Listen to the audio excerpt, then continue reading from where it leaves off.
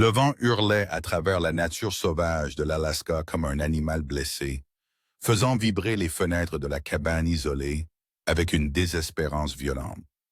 À l'intérieur, recroquevillé sur un tapis usé près des braises mourantes d'une cheminée, un husky sibérien nommé Kodiak gisait immobile, ses yeux bleus glaciers fixés sur la chaise vide où son compagnon aurait dû se trouver.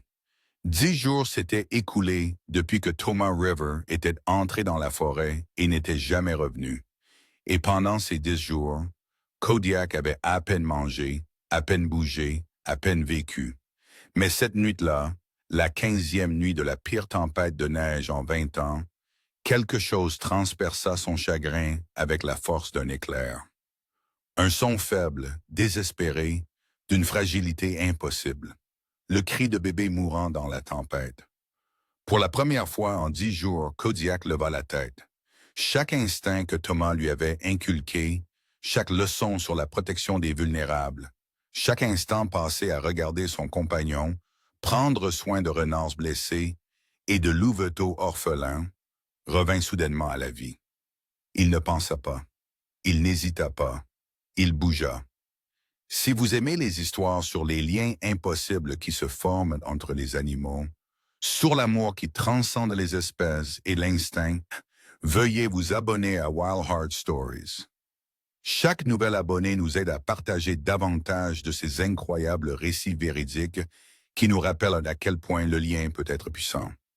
Votre soutien maintient ces histoires en vie et nous aide à célébrer les relations extraordinaires qui existent dans le règne animal.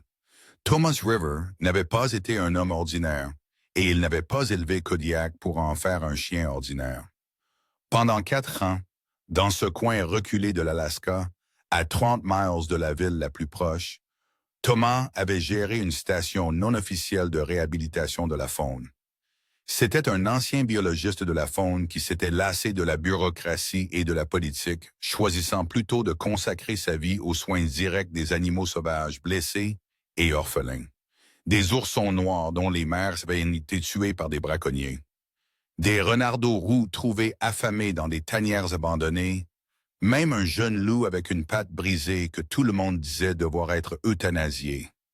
Thomas les avait tous sauvés et Kodiak avait été son partenaire dans chaque sauvetage. Dès l'instant où Thomas avait ramené Kodiak chez lui, hier, un chiot de 8 semaines, il l'avait entraîné différemment de la plupart des chiens. Là où d'autres huskies apprenaient à tirer des traîneaux ou à concourir dans des expositions, Kodiak avait appris à avoir ce que Thomas appelait une âme sauvage. Il était socialisé avec des louveteaux, appris à être doux avec les créatures vulnérables, exposé aux sons et aux odeurs de dizaines d'espèces. Thomas biberonnait d'un renardeau orphelin, tandis que Kodiak regardait, absorbant chaque mouvement, chaque doux son de réconfort. Quand des animaux blessés avaient besoin de chaleur, Kodiak se couchait à leur côté, sa fourrure épaisse offrant du réconfort, tandis que Thomas traitait les blessures et administrait les médicaments.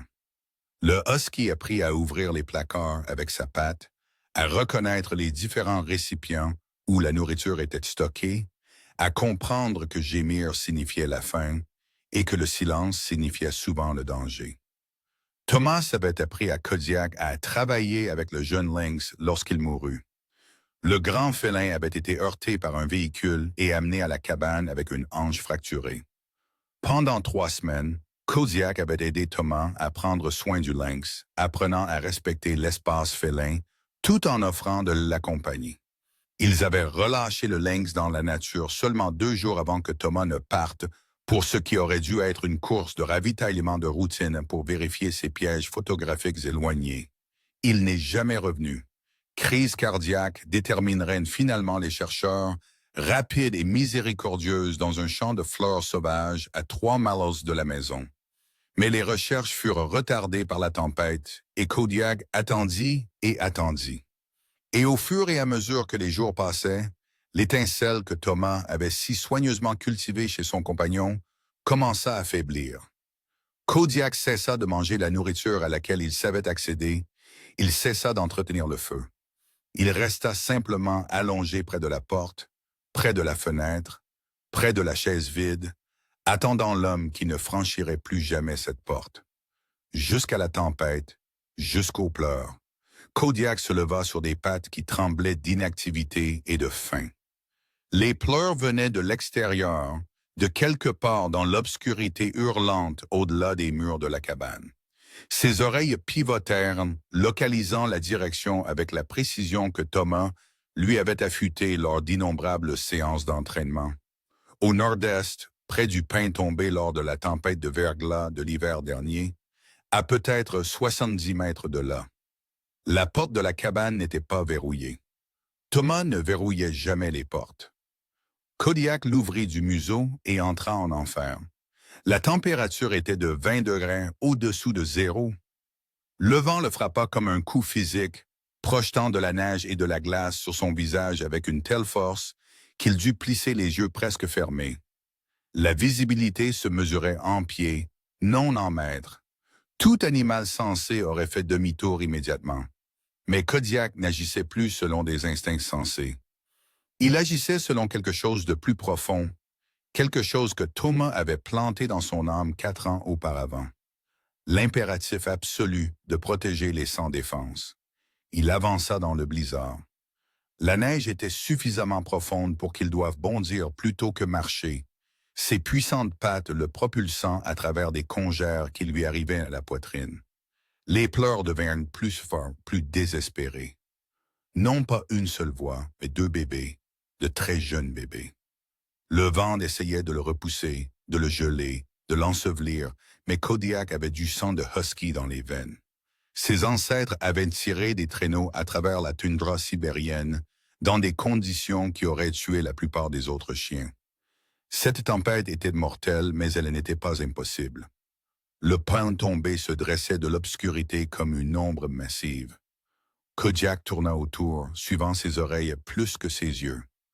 Les pleurs venaient de sous le tronc, d'un espace creux créé lorsque l'arbre s'était partiellement déraciné et avait laissé une petite grotte sous son énorme motte de racines. Kodiak creusa frénétiquement, ses pattes projetant la neige en de grandes gerbes arquées. Les pleurs s'intensifièrent. Il savait qu'il était là. Il savait que de l'aide était arrivée. Sa patte heurta quelque chose de doux, de la fourrure. Kodiak saisit délicatement, si délicatement, la minuscule créature dans sa gueule et la tira de la neige. C'était un chaton. Non, pas un chaton domestique. Un chaton lynx roux, peut-être de 2 ou 3 semaines, les yeux à peine ouverts, le corps terriblement froid et mou. Kodiak ne s'arrêta pas pour se demander pourquoi un chaton lynx roux était là, pourquoi il était seul, pourquoi il mourait. Il fit simplement demi-tour et commença le chemin du retour vers la cabane. La minuscule créature était tenue doucement dans sa gueule, protégée du vent par sa prise prudente. Le retour prit 2 fois plus de temps. Kodiak dut avancer lentement pour garder le chaton en sécurité. Il dut choisir son chemin avec précaution pour éviter les pires congères. Au moment où il franchit la porte de la cabane, ses pattes tremblaient d'épuisement et son visage était couvert de glace. Mais il l'avait fait. Il en avait sauvé un. Mais il y avait eu 2 voies. Kodiak déposa le premier chaton sur le tapis près de la cheminée, à l'endroit le plus chaud qu'il put trouver. La minuscule créature était hypothermique, respirait à peine, émettant de petits miaulements qui parlaient d'une mort imminente, mais elle était vivante pour l'instant. Kodiak regarda la porte, regarda le feu mourant, regarda le minuscule chaton lynx roux qui avait besoin de sa chaleur immédiatement. Puis il regarda de nouveau la porte et prit une décision qui aurait rendu Thomas fier. Il ne laisserait pas le 2e bébé mourir seul dans la tempête. Il ressortit. Le 2e voyage fut encore plus difficile. La tempête s'était intensifiée. Le vent transportait maintenant des débris avec la neige. La visibilité était nulle, mais Kodiak connaissait le chemin maintenant, connaissait le chemin vers le pin tombé. Ses muscles criaient leur protestation, ses pattes s'engourdissaient, rien de tout cela n'avait d'importance. Il y avait un bébé dehors qui mourait seul. Il trouva le 2e chaton dans la même cavité. Celui-ci, encore plus petit que le premier, ses cris à peine audibles au-dessus du vent. Kodiak le tira avec la même prise douce, fit demi-tour et se fraya un chemin jusqu'à la cabane pour la deuxième fois. Au moment où il s'effondra en franchissant la porte, il était au-delà de l'épuisement. Son corps était une carte de douleur. De la glace s'était formée sur ses sourcils, ses moustaches, dans la fourrure épaisse autour de son cou, mais il avait les deux chatons. Les deux bébés étaient en sécurité.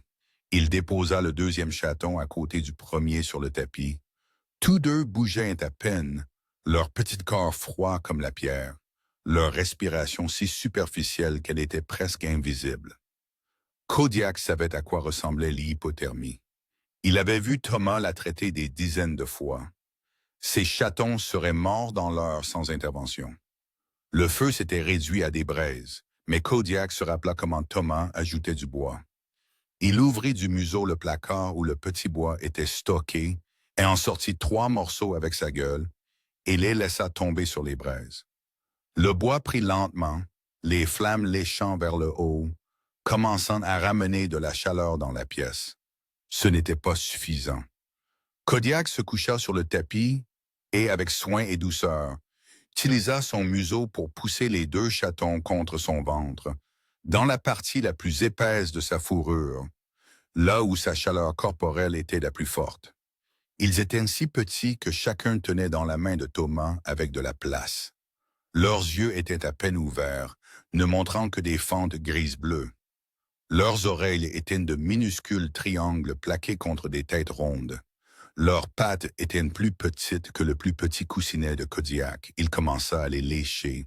C'était aussi quelque chose qu'il avait appris de Thomas, qu'il avait appris en observant les mères animales.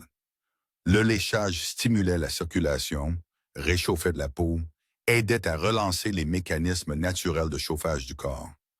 Kodiak lécha la tête du premier chaton, son dos, ses minuscules pattes. Le chaton ne réagit pas. Il passa au second, léchant avec une douce persistance, sa langue prudente autour de ses os si fragiles. Les minutes passèrent, le feu devint plus fort. Kodiak ne cessa de lécher, ne cessa de partager sa chaleur. Le premier chaton tressaillit, juste un petit mouvement, mais c'était un mouvement. Kodiak se concentra sur lui, léchant avec plus de vigueur maintenant, ses instincts lui disant que celui-ci revenait à la vie. La minuscule gueule s'ouvrit, libérant un son semblable à un couinement. Les petites pattes se fléchirent, les yeux s'ouvrirent davantage. Le deuxième chaton commença à bouger 1 minute plus tard. Les deux bébés se réveillaient, leur corps réalisant lentement qu'ils n'allaient pas mourir. Ils commencèrent à gémir. De petits sons de détresse et de confusion. Où était leur mère? Où était la chaleur familière, l'odeur familière? Kodiak continua de lécher, de réchauffer, de fournir les seuls soins maternels qu'il savait donner. Progressivement, en l'espace d'1 heure, les deux chatons commencèrent à se réveiller pour de bon. Ils enfoncèrent leur visage dans sa fourrure. Ils frottèrent leurs minuscules pattes contre son ventre. Ils firent des sons qui n'étaient pas tout à fait des ronronnements, mais qui s'en approchaient. Ils étaient vivants. Contre toute probabilité, dans la pire tempête en 20 ans, sans aucune aide humaine à des kilomètres à la ronde, ils étaient vivants. Mais le travail de Kodiak était loin d'être terminé. Les chatons étaient chauds maintenant, mais le réchauffement avait éveillé autre chose. La faim. Ils commencèrent à pleurer sérieusement. Les plaintes désespérées de bébés qui n'avaient pas mangé depuis bien trop longtemps. Combien de temps étaient-ils restés sous cet arbre? Quand avaient-ils été leur mère pour la dernière fois? Et où était leur mère? Kodiak le découvrirait à l'aube.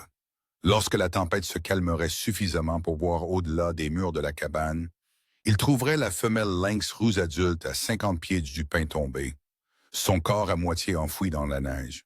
Sa patte prise dans un piège en acier rouillé qui aurait dû être illégal il y a 20 ans, mais qui tuait encore les animaux sauvages avec une cruauté désinvolte. Elle avait essayé d'atteindre ses bébés lorsqu'elle était morte, son corps positionné vers la cavité où elle les avait cachés, son visage figé à jamais dans la direction de leurs cris. Mais cette découverte était à des heures.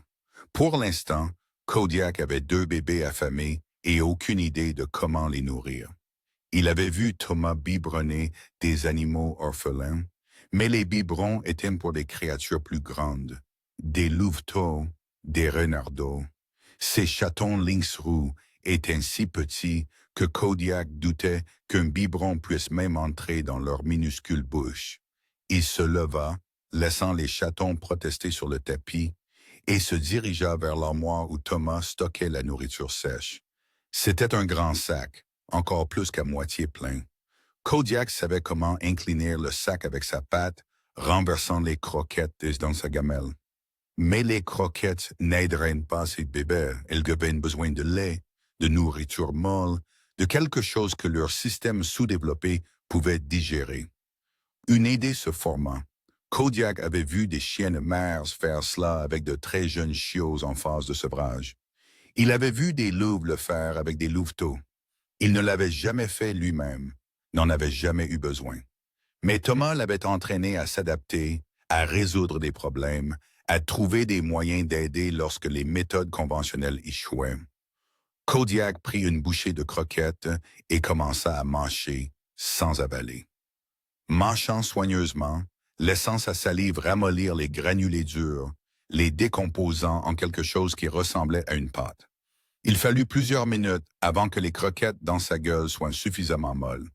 Puis, avec précaution, il retourna vers les chatons et baissa la tête vers le tapis, laissant la nourriture ramollie couler de sa gueule en une petite pile près de leur visage. Les chatons sentirent la nourriture et commencèrent immédiatement à gigoter vers elle. Leurs minuscules nez touchèrent la pâte. Ils ne savaient pas que c'était, mais l'instinct leur dit que c'était comestible. Le premier chaton tendit une minuscule langue rose et lécha timidement, fit une pause, lécha à nouveau, puis commença à manger avec l'intensité désespérée de la famine. Le deuxième chaton suivit quelques instants plus tard. Les 2 bébés enfoncèrent leur visage dans la petite pile de croquettes ramollies, mangeant avec une concentration absolue. Ce n'était pas du lait maternel, ce n'était pas une nutrition parfaite, mais c'était de la nourriture et c'était digeste, et cela les maintiendrait en vie. Kodiak les regarda manger avec une intensité qui aurait fait éclater Thomas de fierté.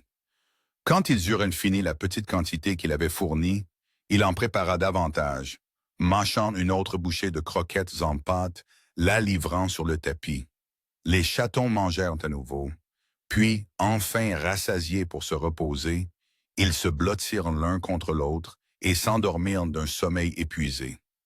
Kodiak s'allongea à leur côté, formant une barrière protectrice entre les chatons et le reste du monde. Son propre estomac était vide. Il n'avait pas mangé depuis des jours, mais en regardant les bébés dormir, en voyant leur minuscule ventre se soulever et s'abaisser au rythme de leur respiration, en voyant la vie persister contre toute attente, il ressentit quelque chose qu'il n'avait pas ressenti depuis la disparition de Thomas, un but. Dehors, la tempête continuait de faire rage, ensevelissant le monde sous la neige, la glace et l'obscurité. Mais à l'intérieur de la petite cabane, réchauffée par un feu et protégée par un chien à l'âme sauvage, 2 vies impossibles s'accrochaient. Et Kodiak décida avec la détermination féroce que Thomas avait insufflée à chaque fibre de son être qu'il ne les laisserait pas partir. Les premières 48 heures furent une bataille mesurée en minutes. Toutes les 3 heures, jour et nuit, Kodiak se réveillait de son léger assoupissement pour vérifier les chatons. S'ils bougeaient, émettant de petits sons de faim, il préparait de la nourriture. Le processus devint routinier par la répétition. Prendre des croquettes dans sa gueule. Mâcher soigneusement et patiemment jusqu'à ce que la salive et la pression transforment les granulés durs en une pâte molle. Déposer la pâte sur le tapis près des bébés. Les regarder manger avec une intensité qui suggérait qu'ils pouvaient les pousser à survivre par la seule observation. Puis se blottir autour d'eux à nouveau, leur offrant chaleur et sécurité pendant qu'ils digéraient et dormaient. Au matin du 3e jour, quand un pâle soleil perça enfin les nuages qui se dissipaient, Kodiak fit la sombre découverte du corps de la mère Lynx Rue. Il s'approcha prudemment, sachant déjà ce qu'il allait trouver grâce à l'odeur portée par le vent. Le piège était vieux, probablement posé il y a des décennies par des trappeurs qui l'avaient oublié ou étaient morts avant de récupérer leur équipement. La lynx rouge s'était battue avec acharnement, la neige autour de son corps étant remuée par une lutte désespérée. Elle avait essayé d'atteindre ses chatons, ses dernières pensées sans doute pour les bébés qui pleuraient dans la cavité sous le pain tombé. Kodiak resta immobile au-dessus de son corps un long moment. Il avait déjà vu la mort. Thomas lui avait appris que la mort faisait partie de la nature sauvage, ni bonne ni mauvaise, simplement une réalité qui devait être acceptée. Mais cette mort lui semblait injuste, évitable. Le produit d'une négligence humaine qui avait rendu orphelin deux minuscules vies. Il retourna à la cabane avec une détermination renouvelée. Ces chatons ne mourraient pas à cause des erreurs humaines, pas tant qu'il lui resterait de la force pour l'empêcher. Au quatrième jour, les chatons étaient nettement plus forts. Leurs mouvements devinrent plus coordonnés, leurs cris plus exigeants. Ils dormaient encore la plupart du temps, comme tous les bébés animaux, mais lorsqu'ils étaient éveillés, ils étaient de plus en plus alertes. Leurs yeux, qui étaient à peine ouverts lorsque Kodiak les avait trouvés, restaient maintenant ouverts plus longtemps, révélant des pupilles grises-bleues qui finiraient par changer pour le doré ou le vert typique de leur espèce. Kodiak commença à les reconnaître comme des individus. La chatonne légèrement plus grande, qu'il appelait mentalement la première, était plus audacieuse. Elle rampait plus loin de la sécurité de son corps, mangeait plus agressivement, protestait plus bruyamment lorsqu'elle avait faim. Le chaton plus petit, le deuxième, était plus prudent. Il restait plus près de Kodiak, se pressant souvent contre le flanc du husky, même lorsque sa sœur s'aventurait au loin. En mangeant, il s'arrêtait fréquemment pour s'assurer que Kodiak était toujours là, toujours en train de veiller, toujours en train de protéger. Le cinquième jour, Kodiak prit une décision que Thomas aurait parfaitement comprise. Il avait besoin de manger. Pas juste une bouchée de croquettes ici et là, mais un vrai repas. Son corps fonctionnait sur ses réserves, et ses réserves s'épuisaient rapidement. S'il s'effondrait de faim, les chatons mourraient. C'était aussi simple que cela. Il attendit que les bébés soient profondément endormis, leur minuscule corps chaud et repu. Puis il alla vers le sac de croquettes et mangea. Non pas comme il avait mangé jusqu'alors, mâchant la nourriture en pâte pour les autres. Il mangea pour lui-même, croquant les granulés durs, remplissant son estomac vide, donnant à son corps le carburant dont il avait désespérément besoin. Il but de l'eau du seau que Thomas avait rempli du puits, la glace sur le dessus facilement brisée par un jet puissant. L'eau était suffisamment froide pour faire mal à ses dents, mais elle était propre et fraîche. Le repas le ranima d'une manière qu'il n'avait pas réalisé qu'il en avait besoin. La force revint dans ses pattes, la clarté revint dans son esprit. Il ne se contentait plus de survivre. Il planifiait, anticipait, considérant ce dont ses chatons auraient besoin, non seulement aujourd'hui, mais aussi dans les jours et les semaines à venir. À la fin de la première semaine, la routine d'alimentation avait évolué en quelque chose de presque gracieux. Les chatons se réveillaient en pleurant, et Kodiak répondait immédiatement. Pendant qu'ils étiraient leurs minuscules pattes et bâillaient, la gueule pleine de dents de lait pointues comme des aiguilles, ils préparaient leur repas. La quantité de croquettes augmentait à mesure qu'ils grandissaient. Là où une bouchée de pâte avait suffi initialement, ils nécessitaient maintenant 3 ou 4 portions chacun pour satisfaire leurs appétits croissants. Kodiak découvrit également qu'il pouvait ramollir les croquettes plus efficacement en ajoutant de petites quantités d'eau du seau. L'humidité aidait à décomposer la nourriture plus rapidement, créant une consistance plus proche de la viande régurgitée que les mères sauvages fourniraient. Ce n'était pas parfait, mais ça marchait. Les chatons prospéraient. Le 8e jour, la chatonne fit ses premiers vrais pas. Non pas le rampement maladroit qu'elle avait fait, mais une vraie marche, ses petites pattes chancelantes, mais déterminées. Elle fit environ 3 pieds depuis le tapis avant de s'asseoir brusquement, semblant surprise par sa propre réussite. Kodiak la regarda avec ce qui ne pouvait être décrit que comme de la fierté. Le chaton mâle, ne voulant pas être en reste face à sa sœur, tenta de la suivre. Il fit 2 pieds avant de tomber sur le côté, mais il réessaya immédiatement, l'obstination tenace déjà évidente dans sa jeune personnalité. Des noms commencèrent à se former dans l'esprit de Kodiak, comme les noms le font parfois quand on passe suffisamment de temps avec une autre créature. La femelle, avec son esprit aventureux, et la façon dont les motifs de givre dans sa fourrure grise-brune captaient la lumière, devint givre dans ses pensées. Le mâle, plus foncé de couleur, avec une fourrure qui rappelait à Kodiak les cendres de bois, devint cendre. Thomas avait toujours nommé les animaux qu'il réhabilitait, disant que les noms leur donnaient une identité, les rendaient plus que de simples membres génériques d'une espèce. Kodiak comprit cet instinct.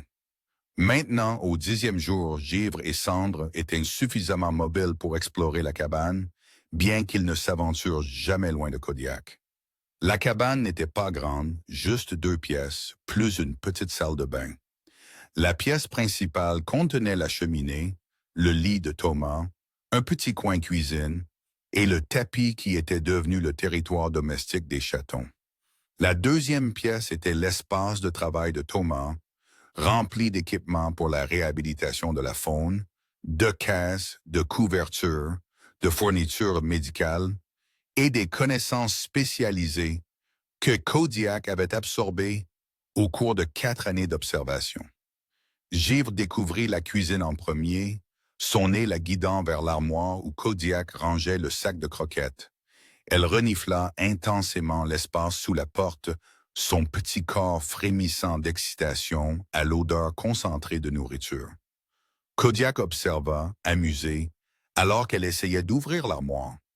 Il lui manquait la force et la coordination, mais la tentative était là, l'envie de résoudre les problèmes, la détermination à accéder aux ressources. Cendre trouva le lit de Thomas et décida que c'était la chose la plus merveilleuse qu'il ait jamais rencontrée. La couverture sentait encore faiblement l'homme qui y avait dormi, et quelque chose dans cette odeur semblait réconforter le jeune lynx roux. Il grimpa sur le lit avec beaucoup d'effort, ses petites griffes s'enfonçant dans le tissu pour s'accrocher, et s'enroula immédiatement en boule serrée sur l'oreiller de Thomas. Kodiak le permit. Si l'odeur apportait du réconfort, alors le réconfort était bon. La 2e semaine apporta de nouveaux développements. Givre et Cendre commencèrent à jouer. Cela commença par de petits gestes. Une patte tendue pour frapper une ombre. Un bond soudain sur un grain de poussière flottant dans un rayon de soleil. Mais cela évolua rapidement en jeu de combat. Les 2 chatons se battaient avec une énergie et une habileté croissantes. Ils se poursuivaient autour du tapis, tombaient sur les pattes de Kodiak, se tendaient des embuscades derrière les outils de cheminée. Leurs minuscules grognements et sifflements étaient adorables plutôt que menaçants. Des sons de chatons qui ne contenaient aucune réelle agressivité. Kodiak supervisait ces séances de jeu avec la concentration d'un parent dévoué. Il avait appris en regardant Thomas travailler avec de jeunes prédateurs. Le jeu n'était pas seulement un divertissement, c'était un entraînement. Chaque bond enseignait des compétences de chasse. Chaque match de lutte enseignait des techniques de combat. Chaque poursuite développait les muscles et la coordination. Ces chatons seraient un jour des animaux sauvages, et leur jeu était une préparation à la survie. Mais il apprit aussi quand intervenir. Lorsque l'enthousiasme de Givre devenait trop brutal, lorsque ses griffes s'enfonçaient trop loin dans la peau de Cendre, Kodiak émettait un grognement sourd du fond de sa poitrine. Pas tout à fait un grognement, mais un son d'avertissement. Givre s'arrêtait immédiatement, regardant le husky avec de grands yeux, comprenant qu'elle avait dépassé une limite. Cendre se secouait et le jeu reprenait à un niveau plus doux. Les limites, les règles sociales que tous les animaux doivent apprendre. Kodiak les leur enseignait avec la même fermeté patiente que Thomas avait utilisée avec lui. Le 12e jour, la catastrophe faillit survenir. Kodiak était dehors, faisant ses besoins et vérifiant le périmètre de la cabane, lorsqu'il entendit le cri de Givre. Pas un miaulement de chaton ou un son de jeu, mais un cri de terreur. Il franchit la porte de la cabane en quelques secondes. Givre avait grimpé sur le comptoir de la cuisine, démontrant des compétences d'escalade qui n'auraient pas dû être possibles pour un chaton de son âge. Mais les lynx roux étaient des grimpeurs naturels et Givre était précoce. Elle avait exploré une casserole laissée sur la cuisinière quand elle glissa, son petit corps tombant vers le sol dans une chute qui aurait pu casser des os ou pire. Kodiak bougea sans réfléchir, son corps couvrant la distance et un bond qui aurait rendu fiers ses ancêtres chiens de traîneau. Il se positionna sous le corps de Givre qui tombait, la rattrapant sur son large dos, amortissant l'impact. Elle frappa sa fourrure avec un petit bruit sourd, complètement indemne, puis se précipita immédiatement au sol et courut se cacher sous le lit de Thomas, secoué mais en sécurité. Le cœur de Kodiak battait à tout rompre comme s'il avait couru des kilomètres. La prise de conscience de la gravité de la blessure qu'avait failli subir Givre le laissa tremblant. Il prit mentalement note de garder les chatons hors de la zone de la cuisine, de bloquer l'accès au comptoir. Il devenait plus capable chaque jour, mais la capacité sans sagesse était dangereuse. Cette nuit-là, les deux chatons refusèrent de dormir ailleurs que pressés directement contre le corps de Kodiak. Même Givre, l'aventurière, voulait la sécurité de sa chaleur et de sa protection. Kodiak s'enroula autour d'eux deux, son cœur rempli d'une émotion qu'il ne pouvait nommer, mais qu'il ressentait profondément. C'était sa famille maintenant, ses bébés impossibles. C'était pour cela que Thomas l'avait entraîné, même si ni l'un ni l'autre ne l'avaient su à l'époque. Le 14e jour apporta des preuves que le monde extérieur commençait à dégeler. Les énormes congères qui entouraient la cabane commencèrent à s'affaisser. Les stalactites de glace suspendues au toit commencèrent à goûter pendant la partie la plus chaude de l'après-midi. La température, bien qu'encore bien en dessous de zéro la nuit, montait occasionnellement au-dessus de zéro pendant la journée. Le printemps arrivait en Alaska. Lentement mais inévitablement, Kodiak commença à emmener les chatons dehors pour de courtes périodes, les portant un par un dans sa gueule comme une mère chat transporterait ses petits. Le monde extérieur était important. Ils avaient besoin de l'expérimenter pour apprendre que la cabane était un abri, mais que la forêt était leur foyer. Givre adora immédiatement ces excursions, ses yeux s'écarquillant devant le vaste paysage blanc, son nez travaillant pour traiter 1000 nouvelles odeurs. Cendre était plus hésitant, préférant rester près de Kodiak, mais même lui montrait une curiosité croissante pour le monde au-delà des murs. Pendant ces séances en extérieur, Kodiak plaçait les chatons dans une petite zone dégagée près de la porte de la cabane où il pouvait les surveiller de près. Ils exploraient la neige, la griffant, la goûtant, apprenant sa texture et sa température. Parfois, ils s'asseyaient simplement et observaient la forêt, leur tête pivotant pour suivre les oiseaux volant au-dessus ou le mouvement lointain d'un lapin. Kodiak leur enseignait des leçons pendant ces moments, sans même se rendre compte qu'il enseignait. Quand Givre essaya de chasser un corbeau qui s'était posé à proximité, Kodiak la bloqua avec son corps, lui montrant que certaines choses étaient trop dangereuses à poursuivre.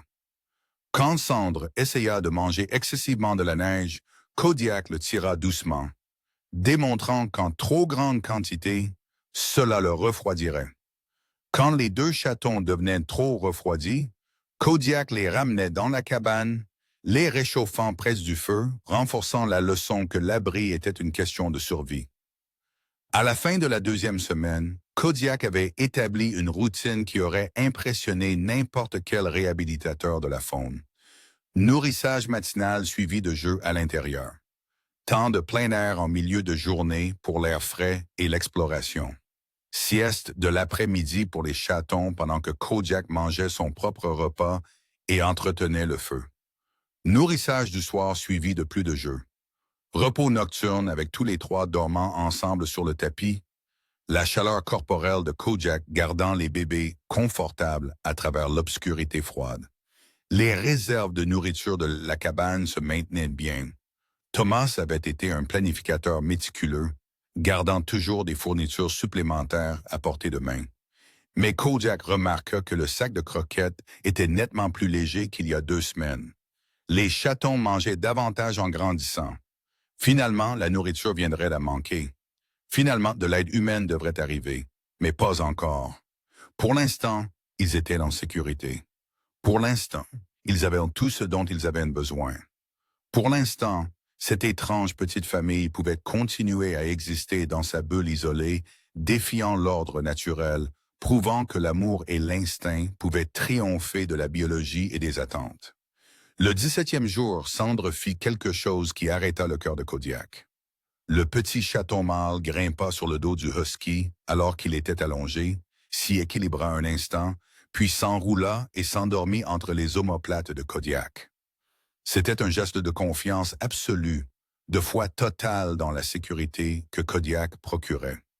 Le poids était négligeable, à peine perceptible physiquement, mais émotionnellement, c'était tout.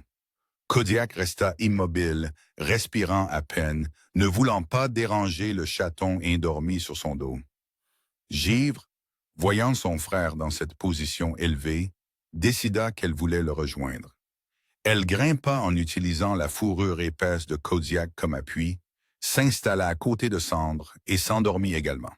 Là, dans la cabane chaude, un husky sibérien gisait parfaitement immobile, tandis que 2 chatons lynx roux dormaient sur son dos, leurs minuscules corps se soulevant et s'abaissant au rythme de leur respiration, leurs petites pattes se fléchissant occasionnellement dans leurs rêves. C'était une scène qui aurait dû être impossible. Proie et prédateurs, domestiques et sauvages, chiens et chats. Et pourtant, c'était la chose la plus naturelle du monde. Un parent protégeant ses enfants, une famille se gardant au chaud mutuellement. Dehors, la neige continuait de fondre. Les jours s'allongeaient imperceptiblement, et dans la forêt lointaine, à des kilomètres de là, une équipe de recherche et de sauvetage se préparait enfin à vérifier les zones reculées où Thomas River avait l'habitude de se rendre. Ils avaient trouvé son corps il y a des jours, mais le temps les avait empêchés d'atteindre sa cabane. Maintenant, enfin, les routes étaient suffisamment dégagées. Ils arriveraient bientôt pour sécuriser sa propriété et vérifier l'état de son chien. Ils n'avaient aucune idée de ce qu'ils étaient sur le point de découvrir, mais c'était le problème de demain. Ce soir, Kodiak dormait avec ses bébés sur son dos, et la cabane était pleine de chaleur, de souffle et d'amour impossible. Le 18e jour se leva clair et lumineux, le genre de matin qui promettait que le printemps était en train de gagner son ancienne bataille contre l'hiver. Kodiak se tenait à la porte de la cabane, regardant Givre et Sandre jouer dans la neige qui lui arrivait maintenant seulement à la poitrine au lieu de le dépasser. Les chatons étaient nettement plus grands qu'il y a 3 semaines, leurs mouvements plus assurés, leur personnalité pleinement émergée. Givre chassait les ombres avec une détermination féroce, bondissant sur tout ce qui bougeait, ses instincts de chasse vifs et ardents. Sandre explorait plus prudemment, enquêtant sur les odeurs intéressantes. Son intelligence était évidente dans la manière dont il étudiait son environnement avant d'agir. Il prospérait contre toute attente, contre toutes les règles de la nature. Ils étaient sains, forts et grandissants. Kodiak sentait la fierté le submerger chaque fois qu'il les regardait. C'était l'héritage de Thomas, vivant, respirant et jouant dans la neige. L'homme avait entraîné Kodiak pour exactement cela, même si ni l'un ni l'autre ne l'avaient su. Chaque leçon sur la douceur avec les créatures vulnérables, chaque heure passée à observer le comportement animal, chaque instant de construction de cette âme sauvage avait préparé Kodiak pour ces 3 semaines impossibles. Les chatons apprenaient maintenant à manger de la nourriture solide, pas seulement la pâte que Kodiak préparait. Il avait commencé à laisser de petites piles de croquettes sèches près de leur gamelle d'eau, et Givre et Sandre avaient toutes deux compris qu'elles pouvaient croquer les granulés avec leurs dents en développement. Ils préféraient toujours la nourriture ramollie que Kodiak préparait, mais ils devenaient plus indépendants chaque jour qui passait. Bientôt, ils n'auraient plus du tout besoin de lui pour préparer leur repas. Cette pensée lui apporta un étrange mélange de fierté et de tristesse.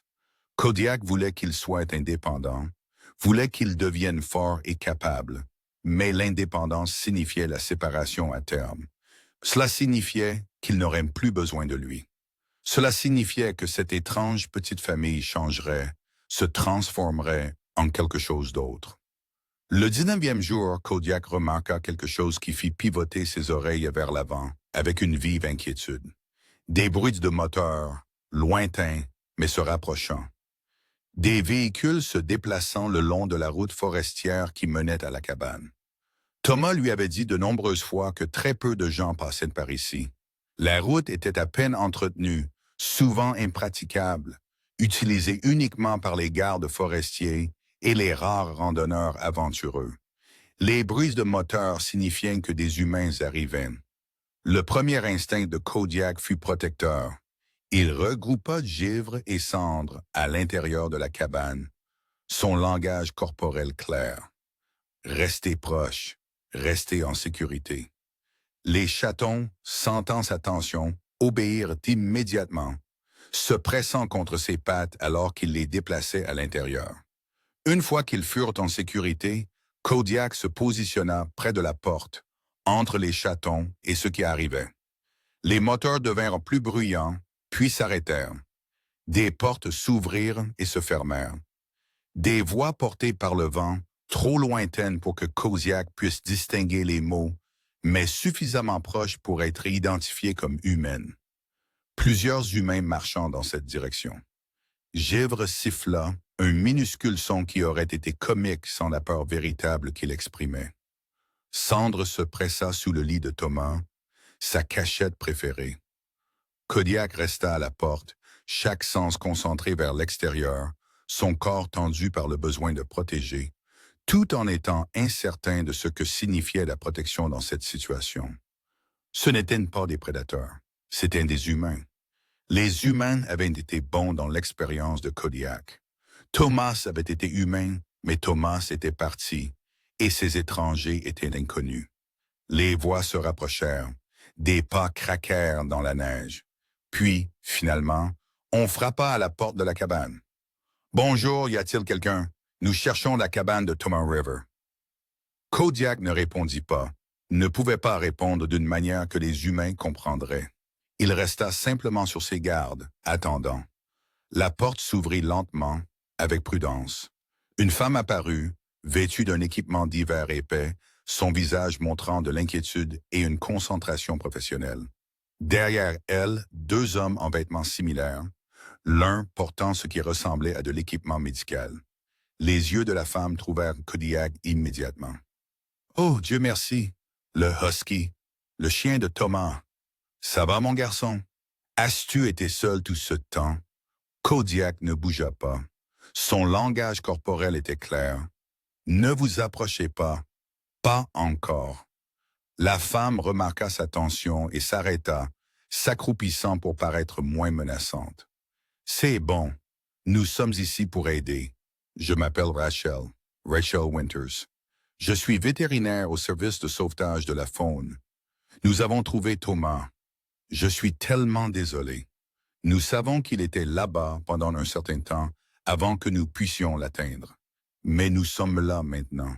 Tu es en sécurité. » Rachel, le nom s'enregistra dans l'esprit de Kodiak, classé comme important. Cet humain avait une voix douce, un comportement calme. Elle travaillait avec les animaux, mais elle ne comprenait toujours pas.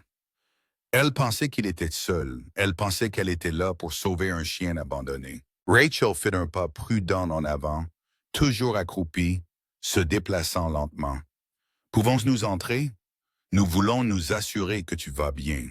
Nous assurer que tu as de la nourriture et de l'eau. Nous prendrons soin de toi. » Thomas aurait voulu cela. Kodiak prit une décision. Il recula de la porte, non pas en retraite, mais en invitation. Si ces humains devaient être là, s'ils devaient découvrir ce qu'ils protégeaient, il valait mieux les laisser entrer que de forcer le conflit. Il fit confiance à son jugement. La voix de Rachel, sa manière lui rappelait en quelque sorte Thomas. Calme, professionnel, attentionné. Rachel entra la première dans la cabane. Les deux hommes restèrent en arrière pour laisser de l'espace. Ses yeux scannèrent la pièce, cataloguant les détails avec une efficacité professionnelle. Espace propre, feu bien entretenu, gamelles de nourriture et d'eau vide. Puis ses yeux se posèrent sur le tapis près de la cheminée, et elle se figea complètement. Deux petits chatons lynx roux étaient assis côte à côte sur le tapis, leurs yeux gris-bleu grands ouverts de peur, leurs petits corps pressés l'un contre l'autre pour le réconfort. Ils semblaient en bonne santé, bien nourris, leur fourrure propre et soignée. Ils avaient peut-être 4 ou 5 semaines, assez âgés pour être pleinement mobiles et commencer à être sevrés, mais encore de vrais bébés qui avaient besoin de soins et de protection. Rachel fixa les chatons un long moment, son visage passant par la confusion, l'incrédulité et finalement l'émerveillement. Elle regarda Kodiak, puis de nouveau les chatons, puis encore Kodiak. Non, c'est impossible. Mais la preuve était juste devant elle. Les chatons étaient clairement liés aux chiens, le cherchant du regard pour obtenir des directives même dans leur peur. La cabane montrait des signes de soins aux animaux, de préparation de nourriture, une routine d'alimentation et de réchauffement. Et Kodiak se tenait entre Rachel et les chatons avec un langage corporel qui ne pouvait être mal interprété. « Ceux-là sont à moi. Je les protège. » Rachel se tourna lentement pour rappeler à travers la porte ouverte, sa voix soigneusement contrôlée. « Marcus, David, vous devez voir ça tout de suite. » Les deux hommes entrèrent et leurs réactions reflétèrent le choc de Rachel, son incrédulité, puis l'acceptation lente que ce qu'ils voyaient était réel. Kodiak, un husky sibérien, avait réussi à maintenir en vie 2 chatons lynx roux pendant des semaines dans un isolement total. Cela n'aurait pas dû être possible. Mais voici la preuve. Vivant et respirant et paraissant terrifié par l'apparition soudaine d'étrangers. Marcus, l'aîné des deux hommes, sortit un téléphone et prit plusieurs photos. Personne ne croira cela sans photo. C'est au-delà de tout ce que j'ai vu en 20 ans de travail avec la faune. Rachel s'approcha lentement des chatons, ses mouvements exercés et professionnels. Givre siffla de nouveau, plus fort cette fois. Cendre essaya de reculer, mais le tapis était contre le mur. Il n'y avait nulle part où aller. Kodiak se plaça entre Rachel et les bébés, son langage corporel évoluant vers un avertissement clair. Ne les touchez pas. Rachel s'arrêta immédiatement, lisant correctement son signal. D'accord, je comprends. Vous êtes leur protecteur. Je respecte cela. Elle s'assit par terre, se faisant plus petite, moins menaçante. Mais nous devons les examiner, nous assurer qu'ils sont en bonne santé. Vous avez fait un travail incroyable. Regardez-les. Ils sont beaux, forts, tout ce qu'ils devraient être, mais nous devons en être sûrs. Pouvez-vous m'aider avec cela? Kodiak étudia Rachel un long moment, puis, lentement, il se tourna vers les chatons et émit un doux son de chuintement, le genre de réconfort qu'il leur donnait depuis 3 semaines. Givre et Cendre le regardèrent, leur confiance absolue. Si Kodiak disait que c'était sûr, alors c'était sûr. Rachel tendit très doucement la main et ramassa Cendre, le chaton le plus prudent. Il gigota, mais ne lutta pas violemment, regardant constamment Kodiak pour se rassurer. Rachel l'examina avec une douce efficacité, vérifiant ses yeux, ses oreilles, ses dents, palpant ses côtes et ses pattes, évaluant son état. Il est parfait, absolument parfait. Bon poids, yeux clairs, pelage sain. Quiconque a pris soin de ce chaton savait exactement ce qu'il faisait. Elle déposa Cendre et tendit la main vers Givre, qui protesta avec plus d'énergie, mais se soumit finalement à l'examen. L'évaluation de Rachel fut la même. En bonne santé, prospère, impossible. David, l'homme plus jeune, avait observé l'interaction de Kodiak avec les chatons. « Rachel, je ne pense pas que nous puissions les séparer. Regardez comment ils réagissent aux chiens. Regardez comment il est positionné. C'est une unité familiale. Marcus hocha lentement la tête. Je déteste le dire, mais David a raison. Si nous essayons d'emmener les chatons dans une installation et de laisser le chien, ou si nous plaçons le chien dans un refuge et emmenons les chatous ailleurs, le stress pourrait être grave pour tous. Rachel s'assit sur ses talons, réfléchissant. En tant que vétérinaire de la faune, son travail était de réhabiliter et de relâcher les animaux sauvages. Les chatons lynx roux devraient aller dans une installation spécialisée où ils pourraient être préparés à une éventuelle remise en liberté. Mais ce n'étaient pas des chatons lynx roux typiques. Ils avaient été élevés par un chien. Ils étaient imprégnés d'un animal domestique d'une manière qui pourrait rendre la libération dans la nature difficile, voire impossible. Et le lien entre Kodiak et les bébés était indéniable. Rompre ce lien pourrait causer un traumatisme psychologique qui ne guérirait jamais. Elle regarda Kodiak, qui la fixait de ses yeux bleus intenses, et prit une décision qui allait à l'encontre du protocole, mais qui lui semblait absolument juste. Je dirige un sanctuaire de la faune de 40 acres, correctement clôturé et autorisé. Nous avons de la place pour les animaux qui ne peuvent pas être relâchés, qui ont besoin d'un placement permanent. Je pourrais les prendre tous les trois. Les chatons auraient de la place pour développer des comportements naturels, mais ils pourraient rester liés à leur protecteur. Le chien aurait un foyer. Ce n'est pas une procédure standard, mais rien dans cette situation n'est standard. Marcus sourit. Je pense que Thomas aurait approuvé. Il a toujours fait les choses à sa manière. L'organisation logistique prit plusieurs heures. Rachel dut passer des appels, obtenir des autorisations, coordonner le transport. Mais en fin d'après-midi, tout était réglé. Kodiak et les chatons iraient ensemble au sanctuaire de Rachel. Ils resteraient ensemble. Ils seraient en sécurité. Charger tout le monde dans le véhicule de sauvetage nécessita patience et soin. Givre et Cendre entrèrent dans une grande cage de transport conçue pour de jeunes félins sauvages. Mais la cage fut placée directement à côté de Kodiak sur la banquette arrière, où il pouvait les voir, les sentir, les rassurer par sa présence. Les chatons pleurèrent initialement, perturbés par le mouvement et le bruit, mais la présence calme de Kodiak les apaisa. Il était là. Il serait toujours là. Le trajet prit 3 heures, serpentant à travers des routes de montagne qui étaient enfin dégagées de la pire neige. Rachel conduisit prudemment, parlant doucement aux animaux, leur expliquant où ils allaient. Vous allez adorer. De grands arbres, des espaces ouverts, des clôtures sûres, d'autres animaux à observer, mais qui ne vous menaceront pas. Vous aurez tout ce dont vous avez besoin, tous les trois. Le sanctuaire était tout ce que Rachel avait promis. De grands enclos, des installations professionnelles, le genre d'espace où les animaux pouvaient vivre avec dignité lorsque la remise en liberté n'était pas possible. Rachel les conduisit à une section spéciale qu'elle avait préparée. Un grand enclos relié à un abri chauffé avec des structures d'escalade pour les chatons et des espaces confortables pour Kodiak. C'est chez vous maintenant. Qu'en pensez-vous? Kodiak explora l'espace avec précaution, vérifiant chaque recoin, chaque danger potentiel. Les chatons restèrent proches, le suivant, faisant confiance à son évaluation. Après plusieurs minutes, Kodiak sembla se détendre. Cet endroit était bon, sûr. Thomas aurait approuvé. Cette première nuit au sanctuaire, tous les trois dormirent ensemble dans l'abri chauffé, tout comme ils l'avaient fait dans la cabane. Kodiak s'enroula autour de Givre et Cendre, les gardant au chaud, les gardant en sécurité.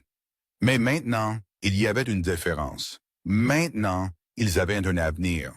Maintenant, ils avaient un foyer permanent où ils pourraient grandir et s'épanouir sans l'épée de Damoclès constante de la survie. Rachel alla les vérifier avant d'aller se coucher, se tenant à l'extérieur de l'enclos, observant à travers la fenêtre. La scène lui coupait toujours le souffle. Un husky sibérien dormant paisiblement tandis que deux chatons lynx roux, un de chaque côté, se blottissaient dans sa fourrure épaisse. C'était la plus belle chose impossible qu'elle ait jamais vue. Au cours des semaines suivantes, Givre et Cendre continuèrent de grandir. Rachel compléta leur régime alimentaire avec du gibier sauvage approprié, leur apprenant à chasser et à manger comme de véritables lynx roux, tout en leur permettant de conserver la sécurité de la présence de Kodiak.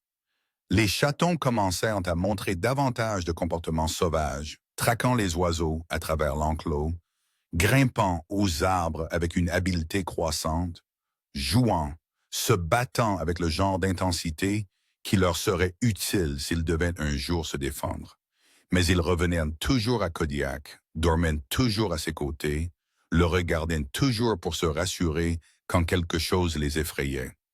Le lien ne s'affaiblissait pas avec le temps. Au contraire, il devenait plus fort.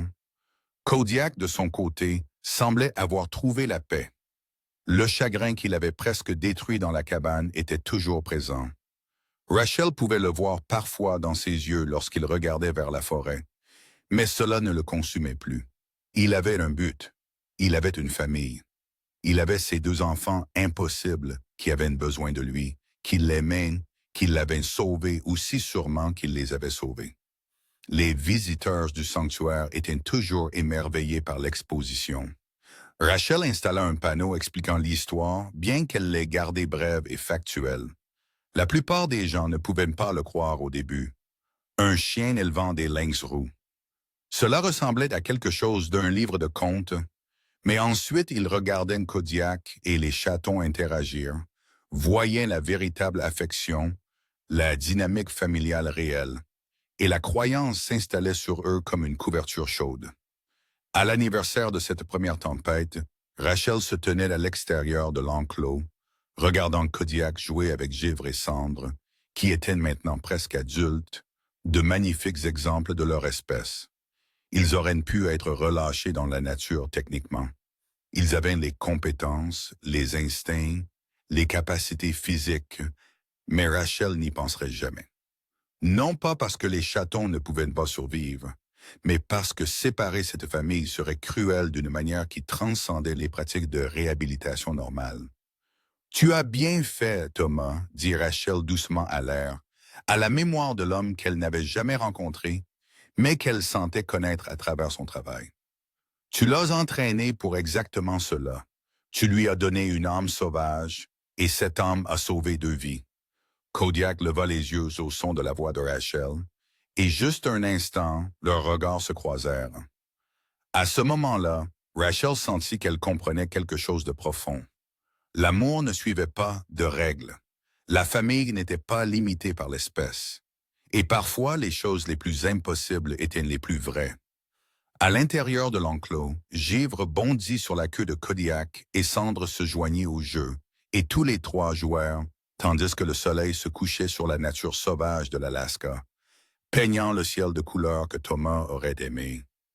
Un husky et deux lynx roux, une famille qui n'aurait jamais dû exister, prospérant parce qu'un chien refusa de laisser des bébés impossibles mourir dans une tempête.